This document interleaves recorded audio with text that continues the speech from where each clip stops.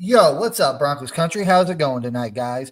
So this is me and Mohammed's recap over the Commanders Broncos game, and we got so much more to get into tonight.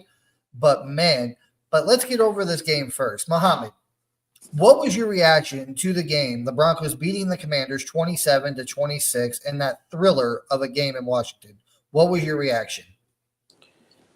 Well, Eddie, I would like to give the Commanders credit. They came ready. I honestly did not expect this game to be this close or for them to give us that much trouble. I thought it should be like a blowout. I mean, if not, not even, it shouldn't even be close. But oh boy, they came ready. That defense was ready. They gave us a lot of trouble. I hated the game, honestly, Eddie. I was so frustrated, just on the edge of my seat, just trying to figure out what's going to happen in the end. And I thought we are going to lose. And then Benito came and just saved us. I'm very happy we won. Um, did learn a lot about this team, too, from that experience. The defense got exposed. I don't think the offense played terrible, Eddie. They were okay. They are showing improvements. But I know Bonix had a few picks. But overall, the offense is improving. I'm seeing some other things like that I didn't see before, like Evan Ingram was actually involved. I do believe that Sean Payton has a plan for him, Eddie, going forward. Maybe he's just not showing it. Maybe he'll show in the playoffs and stuff. But yeah, it was very frustrating watching that game, Eddie. I don't think we thought we gave them like we thought they're gonna be this good. I don't think we played like we thought they're going to be this good. So I don't think the plan was that this is how they're going to play it. So it seemed like the Broncos weren't ready for it, but somehow we won, Eddie. We're 10-2. And when I say that, Eddie, I keep thinking about how we were talking about the Broncos before the season started. Just did not expect this, Eddie. I did not. I mean, I know we're going to win a lot of games, or we're hoping, but it's not in this fashion. But hey, we're 10-2. I'm happy. We're hopefully going to be the number one seed. Um, but I do have some concerns. Like I said, Eddie, the defense got a little exposed, and I'm worried that other teams are watching and saying, "Oh, so this is how you beat the Broncos, number one defense, right?" But overall, like I said, good improvements from the offense. Hopefully, the defense could have, like they can come back and play better against the Raiders, and we'll take it from there, Eddie. But you can go ahead. Yeah, before I get into my take, guys, please like, comment, subscribe on this video. Also hit that bell notification so you know when we go live. Share this with your friends, your family, anybody who's a football fan, Broncos fan, most likely, and just get this out there. We're trying to build a subscriber base here, so if you could do that, it'd be much appreciated, guys. But my thoughts of the game, man. Again, it was just like a roller coaster of emotion. Again, because like I don't think a lot of people in Broncos country saw this game being that close or that competitive. And I agree. Give the props to the Commanders. They came ready to play. I mean, but that's the same old saying though, Mohammed. Like when you play these teams that I mean, Washington wasn't officially eliminated from the playoffs. Actually, I don't even know if they still are yet or not. But when you play them teams like that at this point in the season, whenever they're basically playing for high draft picks. They know their season's over. On the inside, like yeah, mathematically they're still in it, but they know like hey, we're probably not going to make the playoffs this year. They just lay everything out on the table, and those teams are dangerous. They really are. They're freaking completely dangerous when you got a team that knows they're basically out of the playoffs, but they're like, we have nothing left to lose. We're just going to throw everything at the freaking board. And you're right. The Commanders kind of exposed a little bit of defense of the Broncos' weaknesses. And that is honestly the biggest thing to me was short passes. Getting the ball out of Mariota. I can't even say his name right. Marcus Mariota's hand. Just get the ball out quick. The Broncos pass rush could not get home because they were getting the ball out under 2 seconds. Yep. And, but at the same time, you got the one thing you got to realize from that is like that's not always going to work. Yeah, they do that to maybe try to open up the deep pass. But if you have to make Mariota, hold that ball for 2 seconds or a second longer, guess what? He's probably going to be getting pressured or under. Like that's what happened on that one play. Like, and it took a pass rush a minute, but he had to scramble around. He threw that pick to Greenlaw. Like doing them short passes, it's good. Like Bo Nix does it a lot, but eventually you have to take a shot downfield. And for that to happen, you got to take another second or two to get the ball downfield. Let your receivers get downfield. So, but the Broncos got to work on that. I rather, and I yell at it all the time. We have one of the best secondaries in the league. Our corners are some of the best in the league. It's like, dude, sometimes you just need to play under Vance. I know you don't want to get burnt over the top, but you got one of the best secondaries, if not the best secondary in the league. Dude, play some coverage underneath so these teams can't dice you up. Make them test your corners. And, I know a lot of people are going to say, well, what about Riley Moss? He always gets flagged. Well, good thing is he didn't get flagged. Yeah, he had that one pass where he got mossed in the end zone. But Riley Moss played it about as good as you could. Like, you couldn't play that play any better. Yeah, what is he good? But I think Vance just needs to start covering some of these under routes, man, because teams are just going to dice us up that way, and it's going to get infuriating. And one of the other things that really, the one thing that really infuriated me the most, that pissed me off this entire game, is you got a 30-something-year-old quarterback. There was one play, I think it was like second quarter, maybe third, I'm not sure off the top of my head. It was like 3rd and 12. The defense did its job. It covered everyone downfield. There was nowhere to go with the ball. Mariota runs for freaking 13 yards and picks up a first down on 3rd and long. I'm like, can't you have like a spy or something out there? Even if they don't get him, dude, he can run. Do something. And it just kept happening again and again and again. I'm like, dude, you got to account for this guy. He's just going to burn you with his legs. Yeah. So, but overall, I was happy. And man, I will say, it gave me freaking chills. It gave me goosebumps. That last play of the game, Bo freaking Nito. I got to go out and buy this boy's jersey. Yeah. I swear to God, dude, that kid, oh my God. Like, he's not getting paid enough. Honestly, Benito's probably sitting there right now like, damn, I should have waited halfway through the season. I probably could have got more money. Ask for more money. Yep. He deserves every penny of whatever he wants, bro. He really does. And I'm not just talking about that play, that last play, dude. He's first place as a sack leader on this team. After the season he had last year, all the big plays he's made this year, man, it's like that boy deserves every freaking bit of money. Yes. Constantly pressuring the QB. Like, Bonito has turned into that guy that teams, offenses have to game plan for. That is Bonito. That is Von Miller-esque. Like, you have to game plan for this guy, because if you don't, he's going to ruin your game. He's going to ruin your offensive game plan. Plain and simple. Man, I freaking love Bonito. I was trying to go out a couple weeks ago to get a jersey of his, but I couldn't find a single one that was my size. The only ones I had were the orange ones, and they were smalls. And I'm like, my fat ass can't fit into a small. So I went online, tried to find one. I couldn't find one in my size. They were sold out. I'm like, God damn it. So I'm trying to find one. And as soon as I get one, dude, Eddie, I just wanted to add that I forgot something. We have to figure out a way to pay McMillan and keep him. Oh my God, man, Eddie, he's just all over the place.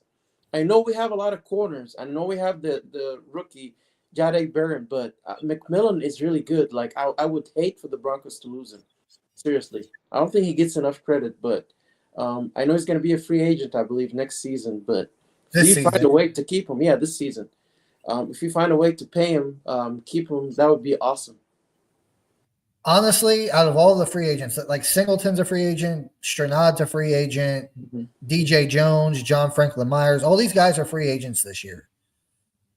And so is McMillan. If I had to keep one, I would keep McMillan. Yeah. I really would. You can go out and get, draft a defensive tackle, draft a defensive end, a middle linebacker. I like Jerry Greenlaw. You got your starter. You can go out and get someone on the cheap, another inside linebacker that can be the cleanup guy. Just basically another Alex Singleton, only a little bit younger and a little bit cheaper. Mm-hmm. You could go out and draft a 2 defensive linemen, you're good. Like offense, I think the only position there's 2 positions on offense they really need, and that's tight. They need a backup tight end. They need another running back. I agree. But you can get a running back in the later parts of the draft that can come in and do what he needs to do.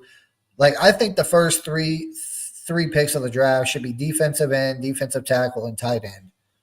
And if you can do anything you can do to keep McMillan around, I totally agree with you, Muhammad. Keep his ass around. Yeah. He's a baller.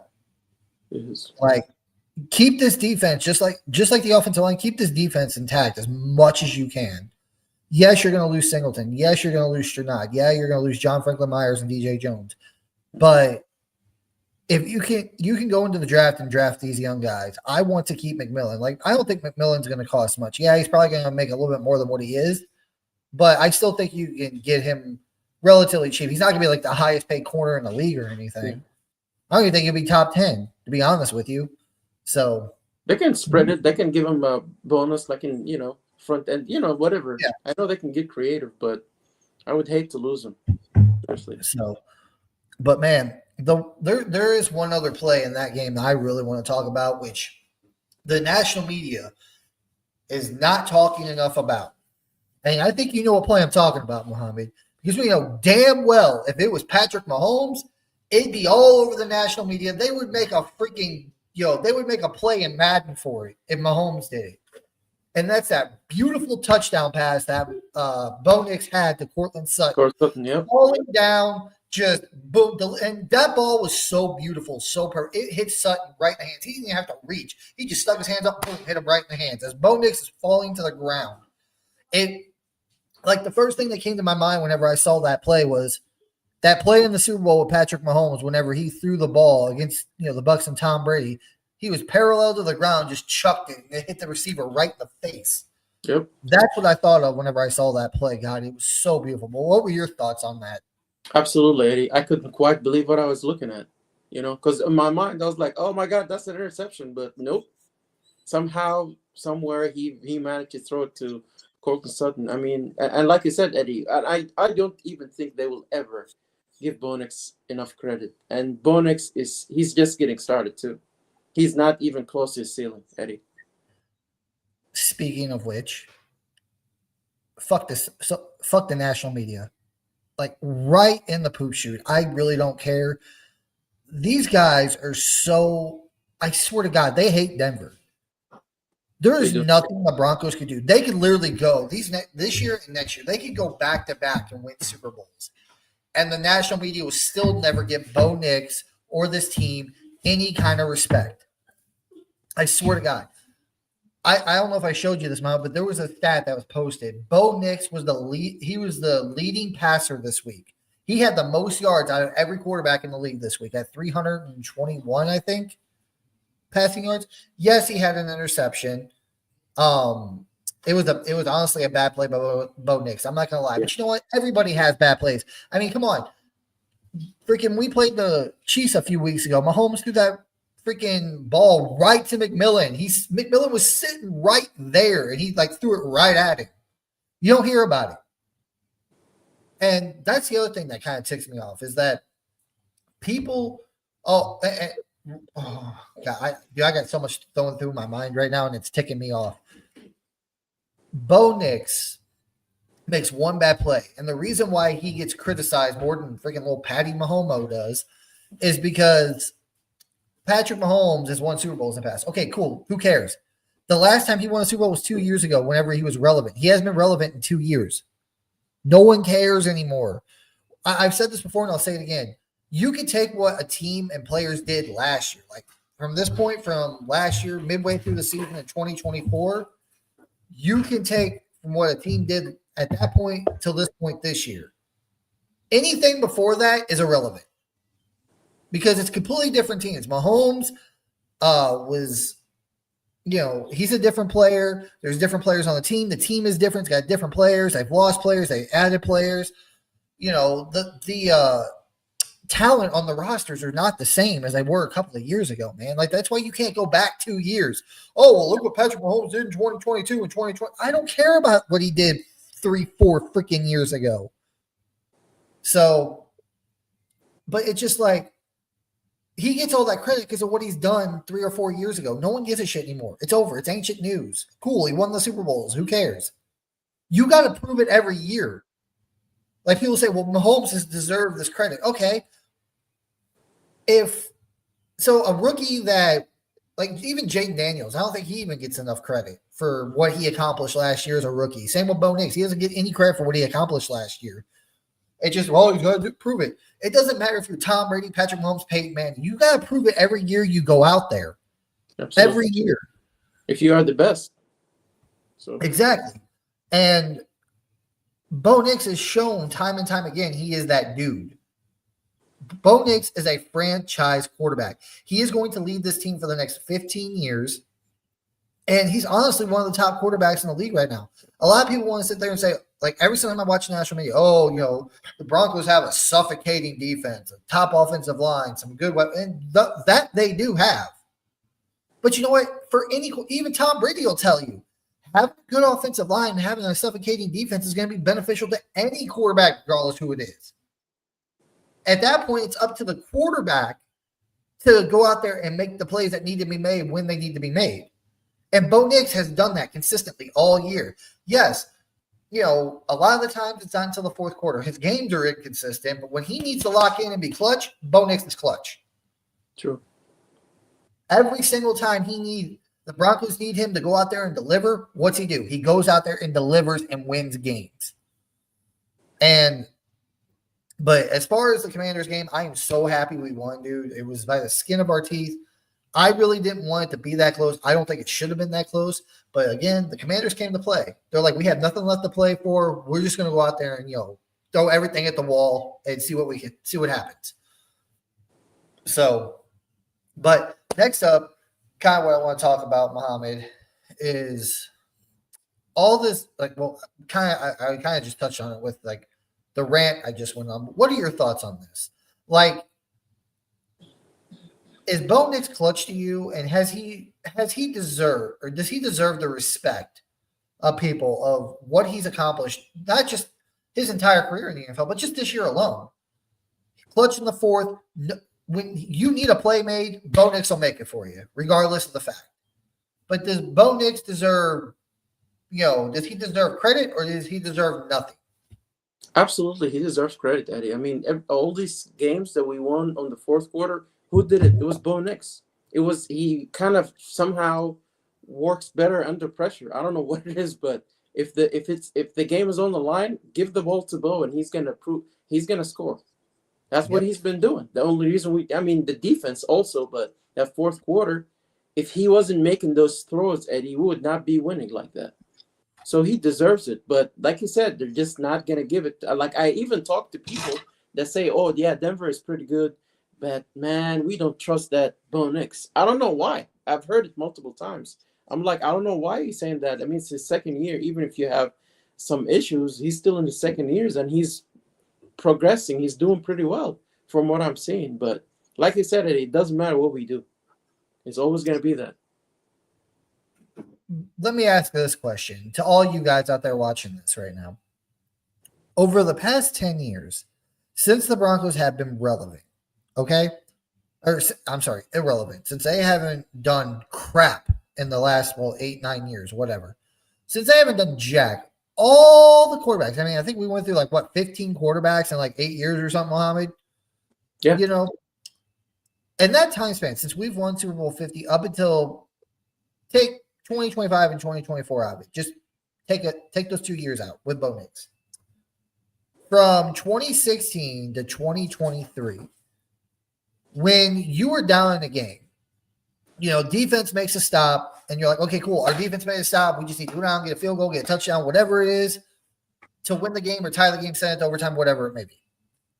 Out of all the quarterbacks before Bo Nix, between Peyton Manning and Bo Nix, how many quarterbacks in that time span were you like, okay, we got the ball back with 2 minutes left, defense got us to stop, we just need a field goal, a touchdown, or to tie it or win it or whatever?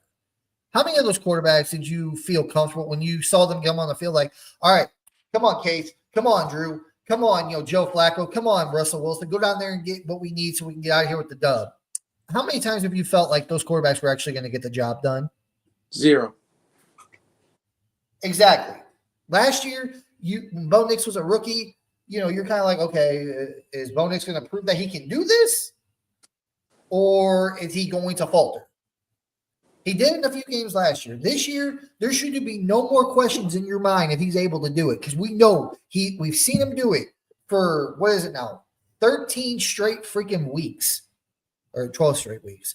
12 straight weeks we've seen Bo Nix. Whenever he needs to be clutch, he's clutch. He goes down, he makes a play, he gets the Broncos in position to win the game or win the games himself. And I was a big Drew Lock supporter. As you know, Muhammad, I was all in on Drew Lock when we had him. I'm like, honestly, and sometimes I think this happens, not just with Drew Lock, but just players, even Josh Rosen. Maybe they are trash, maybe they're just terrible, but to me, coaching fucking matters in the NFL. Absolutely. You could take J.J. McCarthy. I think J.J. McCarthy's ass. I don't think he's good. I hate saying that. I was really rooting for the kid. I wanted to see J.J. McCarthy do good things. But you got one of the best young-minded offensive coaches in the NFL, and J.J. McCarthy, week in and week out, you don't see any kind of progression. You see regression. He looks terrible. But then you got someone like Jaden Daniels. I'm only using these guys because JJ had an offensive-minded head coach. Jaden Daniels had a defensive-minded head coach, and look what he did last year. Yep. Now, to me, and I love Jaden Daniels. I was really wanting to play him this past night. Now, maybe if we would have played him, maybe we would have lost. I don't know. But I wanted to see that first matchup between Bo and Jaden Daniels. Unfortunately, we got robbed of that opportunity. But Jaden Daniels was electric last year. He was right up there. Him and Bo were right there together. But this year, here's the problem with Jaden Daniels. He's that mobile type of quarterback that likes to run and doesn't slide necessarily when he should. Now he's out. Everybody was saying this before, or whenever Jaden Daniels got drafted, that he's probably going to be injury prone in a few years because he runs and he doesn't know when to slide. It's already happening, buddy. He's already happening. He's not.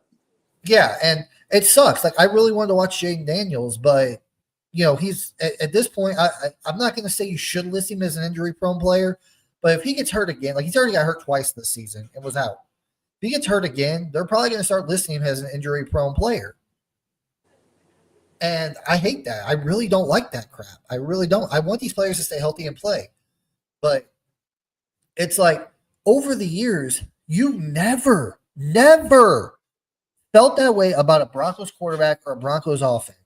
You've never felt the way 2 minutes left, we're down by 2, we're down by 3, we're down by a touchdown or less, whatever. We need these guys to go down the field, get a touchdown or a field goal to tie or win. You've never felt that way about Russ, Paxton Lynch, Brock Osweiler, Drew Lock, Joe Flacco, Case Keenum, any quarterback we've had over the past 8 years. You cannot say you were comfortable. You were completely okay, yeah, they can do this.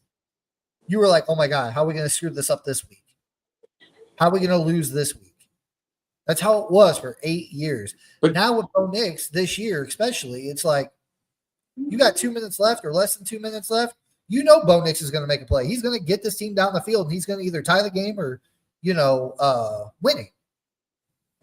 But Eddie, the thing is what the media or even other people are not paying attention to. The Broncos, Bo Nix is doing it without as much talent as we could get because we're handicapped by the cap, right? We still paying Russell Wilson. Yeah, we still don't imagine if you gave Sean Payton $70-80 million of cap space, what he could do. So they're not even paying. We're still doing it, and we're 10-2 with that. But they're not really paying attention to all that. They're just talking about the Broncos they're fake, and I've actually seen that the Broncos are really fake and stuff. Really 10-2, and they're fake. We'll see. We'll see in the playoffs. Well, here's my thing. I was watching a thing earlier.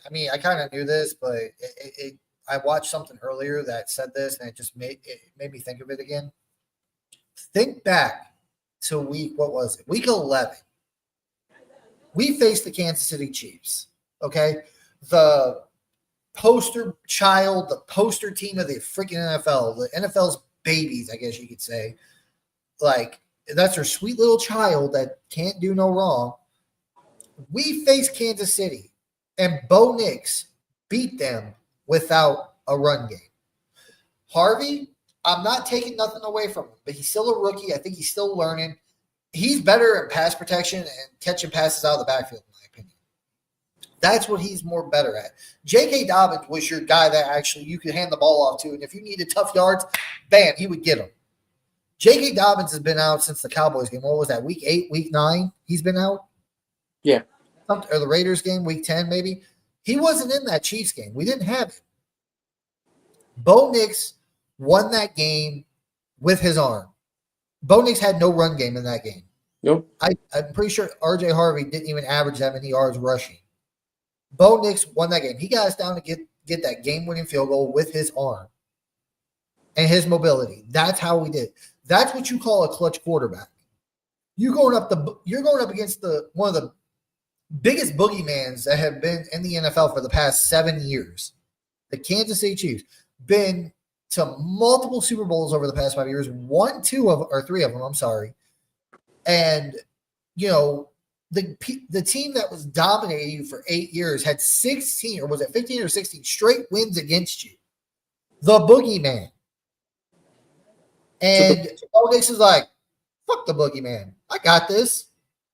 What's he do? He goes down, scores a game-winning field goal, gets us in field goal position, and wins the game. And now, Muhammad, this is the second time. And I'm tired of people always talking, like this, because it really irritates me, is that they'll say Bo Nix outplayed Patrick Mahomes this year in that game. Like, he outplayed him, which he did. He 100% played Patrick Mahomes. But they never bring up last year's game, the blocked field goal incident, that literally the Chiefs were a blocked field goal away from losing, probably getting swept by the Broncos last year. That's what I was about to say, yeah. It would have been a sweep. They don't talk nothing about that game and how Bo Nix came in the clutch last year, walked down the field, got the Broncos in field goal position to win that game, and he outplayed Patrick Mahomes. This is twice now Bo Nix has outplayed Patrick Mahomes. Twice. But you know what, Eddie? Oh, go ahead. Something else. I remember I was watching one of those Broncos videos in the past. They were saying that the Broncos, like the playbook that they're working with now, is about 20 to 30% of the Sean Payton's playbook. So they're not even there yet. Just imagine. Once they have all the talent they need, where this team could be. So they can keep doubting us, Eddie. We're coming. And that's why I think the biggest threat. Now, people can say the Chargers. I wouldn't argue that. But I think with the Chargers' injuries this year, unless the Broncos sit their starters week 18, they already have the 1 seed, like I said earlier, locked up by week 18 when they play the Chargers here in Denver. They can be sitting their starters. Then the Chargers might sweep us this year. I hate saying that, but at that point, it's not really going to matter. We're going to have the 1 seed locked down. Who cares if the Chargers sweep us? They're barely going to scrape into the playoffs as is. They'll probably be limping into the playoffs, get bounced in the first round like they always do. But if we're still trying to compete for that 1 seed by week 18 and we have to win that game, I know Bo Nix is, he's lost to the Chargers 3 times, but with their injuries, their offensive line, their running room, I believe the Broncos are going to beat the Chargers week 18. Like I said, unless they rest their starters, they're going to beat the Chargers. The Chiefs, I'm not worried about. Bo Nix started to play Patrick Mahomes twice. He should have beat him last year in Kansas City. And honestly, it's not going to make a damn bit of difference because Kansas City, by the time we play them again, they're probably not going to have nothing left to play for. Because I doubt, if they get one more loss, Muhammad, they're done. Yeah. I guarantee you by the time we get there to week, 17 to play the Chiefs in Kansas City, they're going to be out of the playoffs. They are. So, with that said, I think the Broncos, the one game they have to worry about is against the Green Bay Packers. The Packers ain't like this whole season, no team in this entire season is really dominant. You know what I mean? They're not like the Bills, the Ravens, the Chiefs, the Broncos, the Patriots. None of these teams are really dominant. Yep. So I feel like the Packers are the one team that maybe we could lose to. I think we're going to beat the Raiders this week. I think we're going to beat the Jags. We're going to beat the Chiefs, and we're going to beat the Chargers. But go ahead and take it away, Muhammad. I want to get your thoughts on the stuff with the Patriots. People saying the Patriots are a good team, but the Broncos are fraudulent. What are your thoughts on this? Well, I mean, Eddie, we have to look at it from both ways. I mean, if you look at the Broncos and you look at the Patriots have a really good, I mean, offense, right? Their offense is better, but their defense is not. The Broncos' strength is the defense. So our offense is actually getting there, but not quite. So if you're comparing both teams, the Patriots, if you look at their schedule, it was a bit easier than the Broncos' schedule. So we couldn't really say that. Now, who wins championships? Defense. We have the better defense. Now our offense is not quite there yet, but it's getting there. So if we do play them, it's not going to be an easy game, but I can see the Broncos winning maybe in the fourth quarter or something. And it's going to happen. We're going to meet them in the playoffs. Hey, Mohammed, we're gonna have to cut this video short. My wife, I think she just got into a wreck. Okay. Um, I, No I problem. gotta go out and help her. So, but No sorry problem. guys, that's it for us tonight. We'll be back next week. Sorry we have to cut this video short. I That's gotta fine. go help my wife. Hope All she's right. okay. All right. But we'll get back with you guys next week after the Raiders game. We'll talk more about everything else. But thank you All right. guys. Like, comment, subscribe on this video. Also hit that bell notification so you know when we go live. We'll talk to you guys next week. Peace. All right.